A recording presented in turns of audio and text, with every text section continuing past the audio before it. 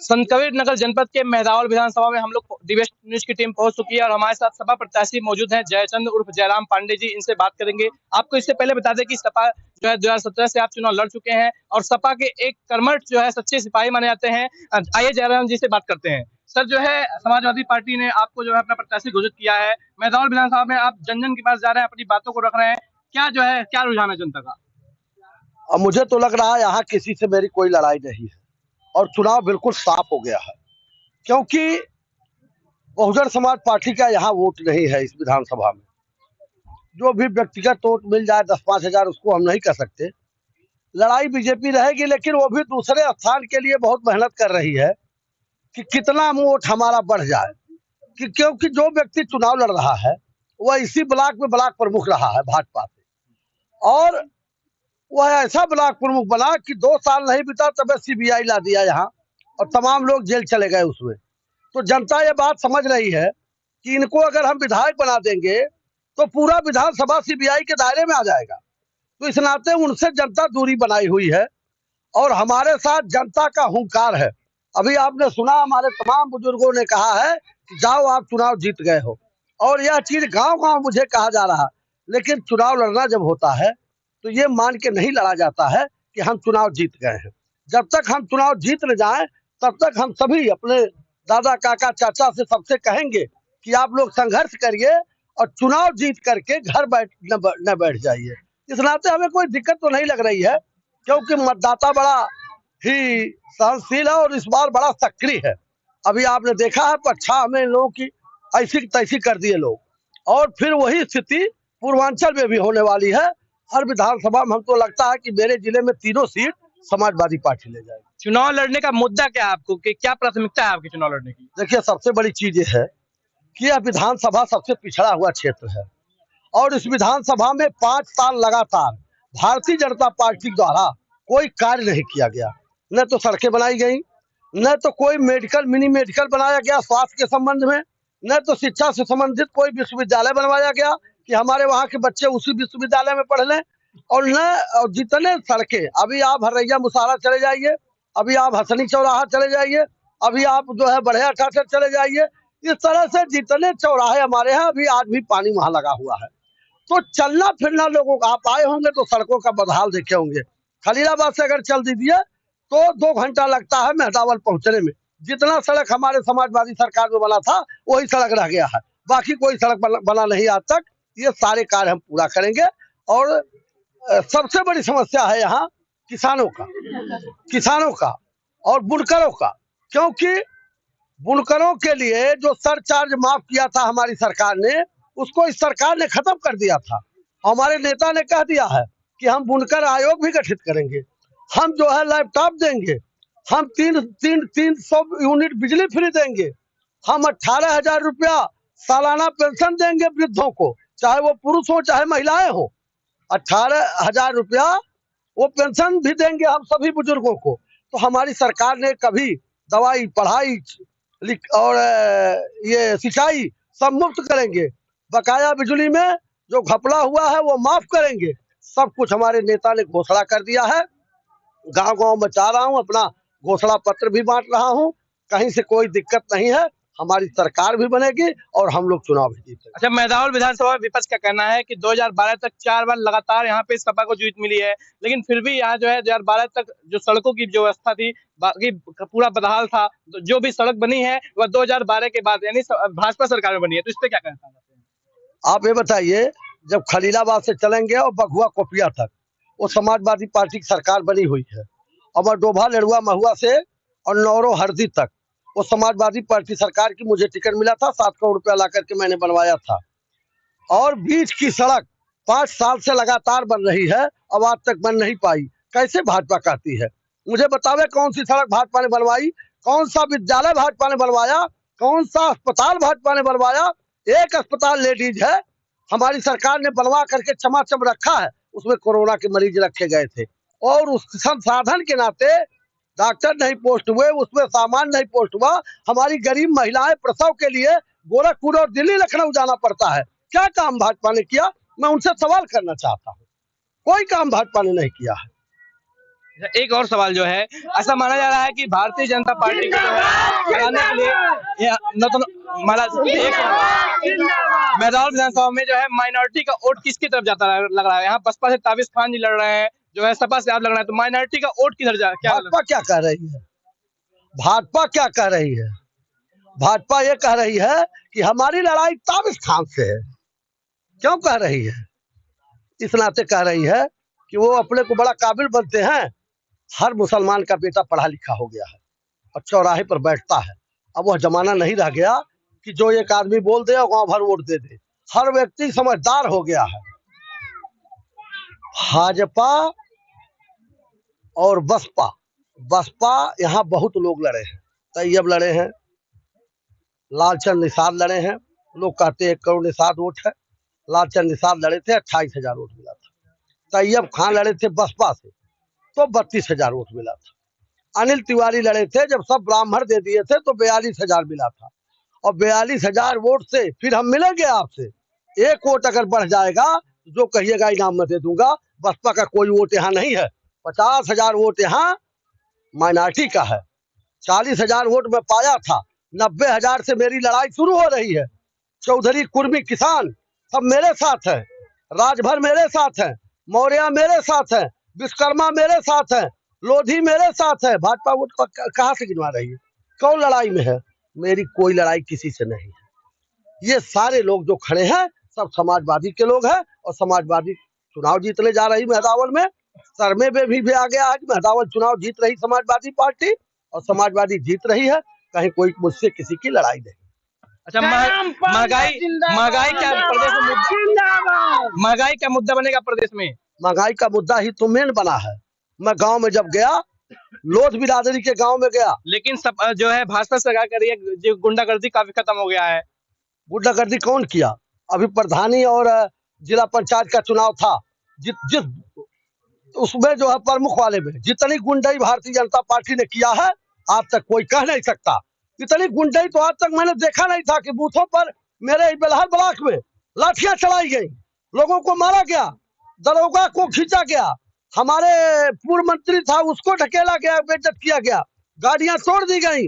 मामूली गुंडाई हुई है। लेकिन मैं ये कहना चाहता हूँ कि हम लोग अगर चुनाव लड़ते हैं तो जवाब भी देना चाहते हैं। इस गुंडाई के बाद में भी हमने मुंह में कालिक पोत करके भाजपा के और जिला पंचायत अध्यक्ष का चुनाव जिता लिया। उसकी उन लोगों का चल नहीं पाया। हम लोग लड़ना जानते हैं, वो लोग क्या करे, कोई न काम करे। सबसे ज्यादा गुंडाई अगर किसी ने किया है तो भारतीय जनता पार्टी ने किया है। आप ये बताइए कि आज बहु बेटियों की इज्जत नहीं रह जा रही, चाहे वो नाव कांड हो। जितने कांड बहु बेटियां हुई, काउंटर लगातार हुए हैं। बाबा यही कहते थे बराबर कि ठोक दो, ठोक दो, ठोको नीच चली है। पुलिस के बल पर यह सरकार पूरी गुंडाई की है 5 साल और इसको जनता जा रही है। और महंगाई, मैं एक गांव में गया था, एक बुढ़िया माँ से पूछा, जबकि वो परमानेंट भाजपा का वोट था। मैंने पूछा कि माता किसको वोट देंगी? हमने सोचा कि हो सकता है वोट परमानेंट रहा है भाजपा का, हो सकता है ये सब गांव भाजपा ही हो। तो वो बुजुर्ग ने कहा कि बाऊ ना अब की उन्हन के वोट ना दे, क्योंकि हमारे गाड़ी झंडा नहीं था। वो समझी कि ये भाजपा वाला है, तो कहे अब की उन्हन के वोट ना दे। हम कहली केनहन के? कहे भाजपा वाला के। हम कहली काहे? कहे 500 रुपया ले बाजारे में जाइला तो 250 तेलवे खाली मिल जाला। 100 रुपया के दाल चावल खरीदी तो 1 जून भर के होला। इसी तरह से बात कर रही थी। और दूसरा कुल वो हो गई जब तो गैसवे नहीं रहा तो हम 1000 रुपया कहाँ से लाई बाऊ। और वो भाजपा वाले कहले मुफ्त दे, मुफ्त दे। और जैसे मुफ्त सिलेंडरवा गैसवा दे दे तैसे 400 से रेटवा बढ़ा के 1000 कह दे। तो बाबू एनहन के रौड़ा पुतल के यह शब्द रहा, एनहन के रौड़ा पुतल के वोट अब की नहीं दे।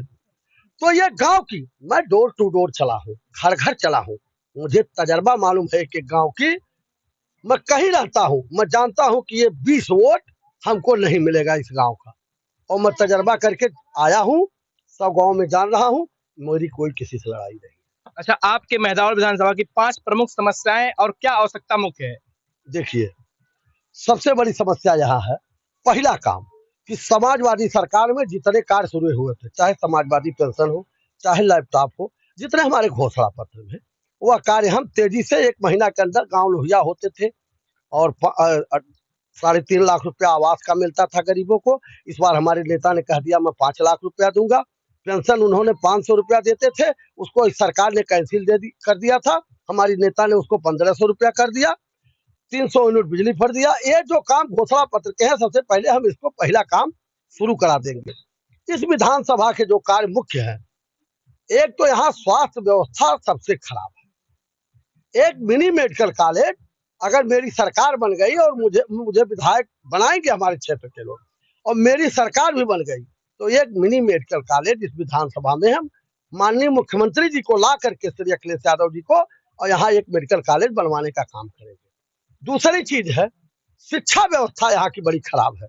यहाँ कोई सरकारी विश्वविद्यालय नहीं है कि हमारे बच्चे, अभी आजम खान साहब ने एक जौहर विश्वविद्यालय खोला था जो गरीबों की पढ़ाई वो मुफ्त कराते थे, लेकिन इन लोगों को जलन हो गई और उस व्यक्ति को, इतने बड़े नेता को आज तक जेल में रखे हुए हैं। और जब भाषण देने आते हैं अमित शाह जी, तो उनके पास कोई मुद्दा नहीं है। कहते हैं वोट देंगे, नहीं देंगे तो क्या ये आजम खान जेल में रहेगा? जिस दिन अखिलेश की सरकार बनेगी, ये आजम खान बाहर हो जाएगा। बताइए, आजम खान गुंडा है, अपराधी हैं? आजम खान तो नेता हैं, लीडर हैं। आजम खान LLM है, आजम खान पढ़े लिखे लीडर हैं। आजम खान चोर नहीं, बेईमान नहीं, डकैत नहीं, लेकिन जबरदस्ती हिटलर शाही। अभी मैं वही अपने लोगों के बीच में बात कर रहा था कि भाई तय कर लेना वोट देते समय कि हमें प्रदेश को देखना है, हमें देश को देखना है, न कि मुझे अपने विधानसभा, अपने घर को देखना है।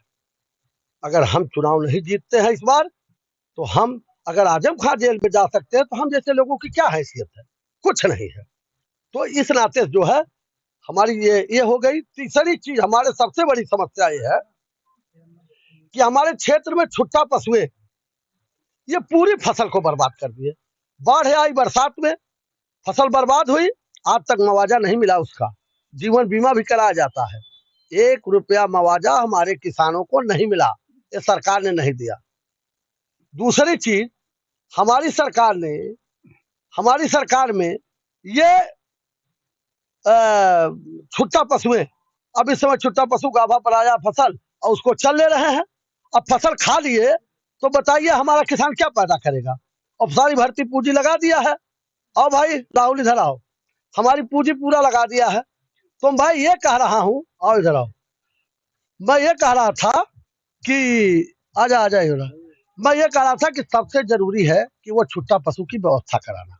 हमारे पास संसाधन है, सरकार ने किया था, लेकिन सरकार ने उसका पालन नहीं किया। गांव सभाओं में प्रधानों को कह दिया गौशाला बनाओ, वो अपने पैसे से बना दिए, लेकिन खाने पीने की गौ माताओं की व्यवस्था नहीं की। हजारों गाय, लाखों गाय मर गई और उसका पाप इस सरकार को लग रहा है।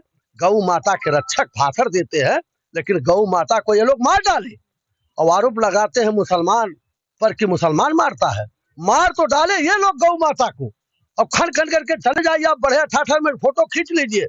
हजारों गाय खन के गाड़ दी गई है जमीन में, खाने बिना मर रही है, वहां कोई व्यवस्था नहीं है। तो इसकी हम व्यवस्था कराएंगे। चौथी चीज ये है कि हमारे क्षेत्र में, कछार क्षेत्र में बाढ़ विभीष का है और वो बंधों को मजबूत कराना, कभी अभी 5 साल में उस पर कोई कार्य नहीं हुआ। बंधों को मजबूत कराना, पत्थर पिचिंग कराना, ये सारे कार्य बाकी रह गए हैं। और हमारे घोषणा के अनुसार से बिजली व्यवस्था, कुछ जगहों पर ट्रांसफार्मर और तार सब जर्जर हो गए हैं। जो जब ये अभी हवा चलेगा, गेहूं की फसल पक जाएगी, तो तार टूट के गिरते हैं और गाँव में आग लग जाती है और फसल सब जल जाती है और हमारे किसान बर्बाद हो जाते हैं सारी पूंजी लगा करके। तो ये 5वां सबसे जरूरी हमारी बिजली व्यवस्था पर है कि कुछ जगहों पर ट्रांसफार्मर लगवाना और ये तार को ठीक कराना। ये सब चीज लेकर के मैं गांव गांव जा रहा हूँ। गरीब गांव का बेटा हूँ, किसानी किया हूँ और किसानी जानता हूँ। जो आसमान से छूट कर आया है और गरीब का पैसा लेकर के बैंक खोल के फ्रॉड किया है, वो क्या चुनाव लड़ेगा और क्षेत्र का क्या काम करेगा? पैसा खा गया, वही पैसा दे करके निषाद समाज से टिकट ले लिया। इसी ब्लॉक में CBI के दायरे में है अनिल तिवारी जी, और आज वो चुनाव लड़ने आए इसी क्षेत्र में। जनता से कह रहे हैं कि मैं चुनाव जीत रहा हूँ। चुनाव कैसे जीतेंगे? जनता तो भगाने के लिए तैयार है। इस नाते ये सब सारी समस्याओं को लेकर के भाई साहब मैं चुनाव लड़ रहा हूँ, चुनाव जीत भी रहा हूँ और मैं आप लोगों को बहुत बहुत धन्यवाद देता हूँ कि आप लोग गोरखपुर से चल करके आकर तो ये जो है समाजवादी पार्टी के जो है नेताजी, इनका कहना है कि जो इस बार सपा ने जो है महंगाई और गुंडाई के मुद्दे पर चुनाव लड़ रही है। अगर महंगाई को हटाना है तो हमें जो है समाजवादियों को जो है लखनऊ भेजना होगा। अब देखना ही होगा कि जनता का क्या रुझान है, ये आने वाला जो है वक्त बताएगा। आप देख रहे हैं DBS न्यूज।